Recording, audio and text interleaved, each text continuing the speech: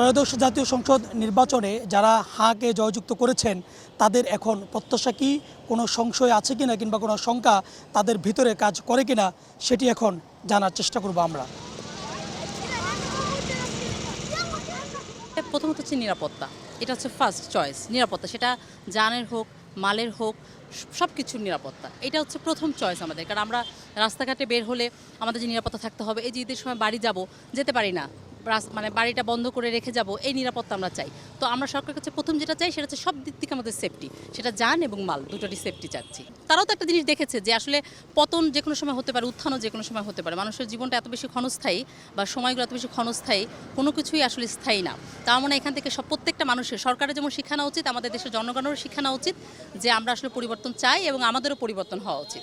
নতুন সরকারের কাছে আমাদেরকে চাওয়া, আমাদের জিনিসপত্রের দাম কমাইতে হবে, আমাদের এই রিক্সা যাতে আমরা চালায়া ঠিকমতো চলতে পারি, আর দেশটা জানি ভালোভাবে চলে, এটাই আমাদের কাছে চাওয়া।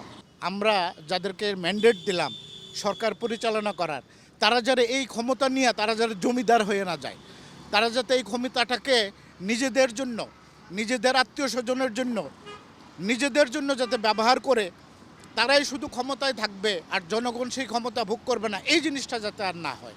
জনগণও যাতে ক্ষমতাটা ভোগ করতে পারে সেটা হোক। এবং এক্ষেত্রে আমার চাওয়া হলো অর্থনীতির দিক দিয়ে দেশের টাকা যাতে কিছুতেই বিদেশ পাচার না হয়, দেশের মানুষ যাতে দ্রব্যমূল্যটা যাতে নিয়ন্ত্রণে থাকে, মানুষ যাতে বিচার পায়, বিচার বিভাগ, আইন শৃঙ্খলা বিভাগ কোনো রাজনৈতিক হস্তক্ষেপের শিকার যাতে না হয়, এটা আমাদের প্রত্যাশা। তরুণ প্রজন্ম এখন আর অসচেতন না, তারা হচ্ছে কি যে কোনো রাষ্ট্রীয় বা রাজনৈতিক বিষয়গুলোতে নিয়ে অনেক সচেতনতা দেখাচ্ছে।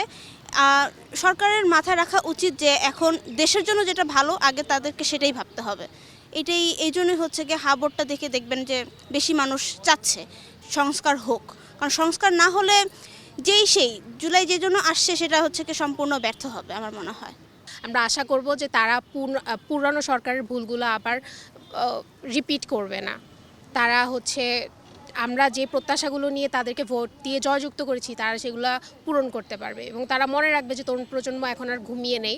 তারা যদি সেটা না করতে পারে তাহলে আগে সরকারের যা ফলাফল হয়েছে তাদেরও তাই হবে। ডেন্টিস্টের পরামর্শ নাও নতুন কোলগেট অ্যাক্টিভ সল্ট। এই যে হাঁ ভোট জয়যুক্ত হলো, জনগণ অনেক কিছু প্রত্যাশা করছে, এই প্রত্যাশিত বিষয়গুলো আসলে নতুন সরকারের কাছে কতটা চ্যালেঞ্জ, সেই বিষয়টি নিয়ে আমরা এবার জানতে চাইব ঢাকা বিশ্ববিদ্যালয়ের একজন শিক্ষকের কাছে। আমরা একটু জানতে চাইব যে হাঁ জয়যুক্ত হলো এবং তার বিপরীতে না ভোট, তারও অর্ধেকেরও কম ভোট পেয়ে পরাজিত হলো। এই হাঁকে জয়যুক্তের মধ্য দিয়ে হাঁর ভিতরে যে সংস্কারগুলো লুকায়িত, এটি বাস্তবায়নে নতুন সরকারের জন্য কোনো চ্যালেঞ্জ মনে করেন আপনি? না, আমার কাছে মনে হয় না যে এটা কোনো চ্যালেঞ্জ, যদি সেটা প্রজ্ঞার সাথে এবং মেধার সাথে এবং পরিকল্পনা মাফিক যদি আমাদের বর্তমান যে নতুন সরকার গঠন হতে যাচ্ছে তারা যদি এটা গবেষণা ভিত্তিকভাবে স্তরে স্তরে এটাকে সাজিয়ে নেয় ক্লাস্টার ওয়াইজ, তাহলে এটা খুব বেশি কঠিন কোনো কাজ নয়। তবে এটা খেয়াল রাখতে হবে যে এটা শুধুমাত্র হাঁ ভোটের যে বিপুল সমর্থন সেটি শুধু নয়, এই সরকার কিন্তু নিরঙ্কুশভাবে এই সরকার কিন্তু গঠন হতে যাচ্ছে।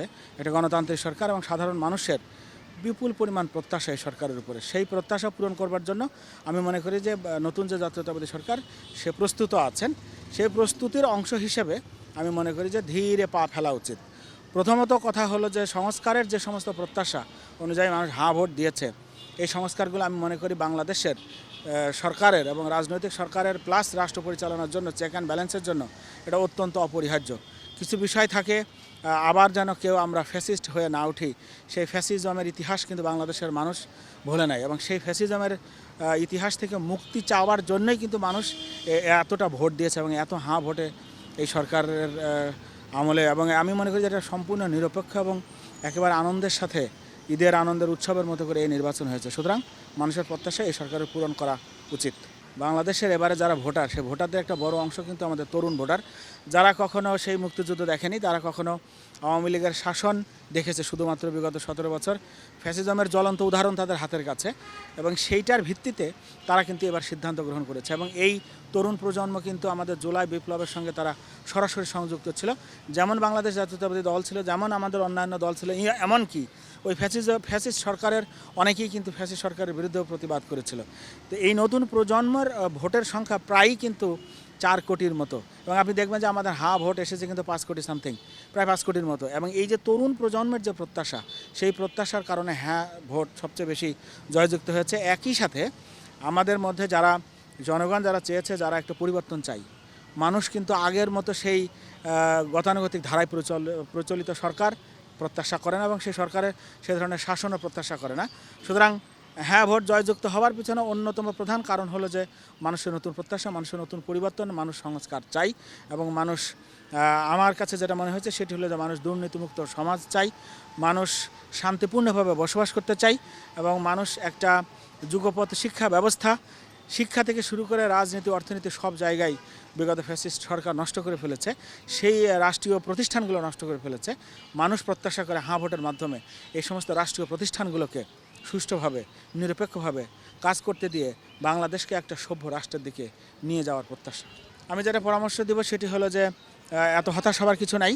আমরা নতুন স্বপ্ন দেখেই কিন্তু আমরা ভোট দিয়েছি, ভোট জয়যুক্ত হয়েছে, প্লাস একই সাথে সংখ্যাগরিষ্ঠতা নিয়ে জাতীয়তাবাদী সরকার এই রাষ্ট্র পরিচালনা করবে। এবং আমরা দেখেছি যে এই সরকারের যে পূর্ববর্তী পরিকল্পনা, এবং সরকারের যিনি নেতৃত্ব দিচ্ছেন আমাদের জননেতা তারেক রহমান, সেইখানেও কিন্তু আমরা দেখেছি তার পরিকল্পনা, এবং আমরা দেখেছি যে জাতীয়তাবাদী সরকারের 31 দফা এবং তার ভবিষ্যৎ পরিকল্পনায় দেশ নিয়ে এবং রাষ্ট্র নিয়ে, সেটাও কিন্তু আমাদের জুলাই বিপ্লবের আন্দোলনের সাথেই আমি মনে করি সংশ্লিষ্ট।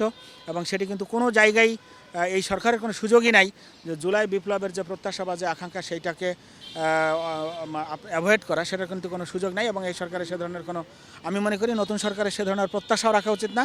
জুলাই বিপ্লব এবং 1971-এর স্বাধীনতার মুক্তিযুদ্ধ যেটা, সেই সব মিলিয়েই কিন্তু আমাদের এই জাতীয়তাবাদী সরকার এবং নতুন সরকার গঠন করতে যাচ্ছে, এবং তাদের কাছ থেকে আমরা ভালো কিছুই প্রত্যাশা করি এবং প্রত্যাশা করতে পারি। আমি জনগণের উদ্দেশ্যে বলবো, আমরা নতুন যেহেতু একটা স্বপ্ন নিয়ে আমরা সকলেই এক হয়ে ভোট দিয়েছি, এবং আমরা একটা নতুন বাংলাদেশ দেখতে চাচ্ছি এবং দেখতে পাচ্ছি। আমাদের অপেক্ষা করা উচিত, এবং আমাদের এই সরকারকে সহযোগিতা করা উচিত, এবং আমাদেরকে সময় দেওয়া উচিত। নির্দিষ্ট একটা সময়ের পরিপ্রেক্ষিতে সমস্ত সংস্কারগুলো এবং সমস্ত যে প্রত্যাশা, তাদের যে ইশতেহার এবং তাদের যে টার্গেট বা লক্ষ্য, সেই জায়গায় পৌঁছানোর জন্য আমি মনে করি আমাদের সহযোগিতা করা উচিত। এবং আমার ধারণা 1 থেকে 1.5 বছরের মধ্যেই আমরা জনগণ দেখতে পাবো। যদি আমরা প্রত্যাশা না দেখি, তাহলে তখন আমরা নতুন করে সিদ্ধান্ত নিতে পারবো। জনগণের হাতে সবসময় রাষ্ট্রের ক্ষমতা রয়েছে। ত্রয়োদশ জাতীয় সংসদ নির্বাচন শেষ হলো, এবং এর মধ্য দিয়ে ভোটের জয় হলো, এবং না ভোট তার অর্ধেকেরও কম বেশি ভোট পেয়ে না পরাজিত হলো। এর মধ্য দিয়ে ভোটে যারা ভোট দিয়েছেন তাদের প্রত্যাশা, এই দ্বারা যা বোঝানো হয়েছে, যতগুলো সংস্কার বোঝানো হয়েছে, তার প্রত্যেকটি নতুন সরকার পূরণ করবে সেই প্রত্যাশা করছেন সাধারণ মানুষ। সুলতান মাহমুদ আরিফ, চ্যানেল 24, ঢাকা।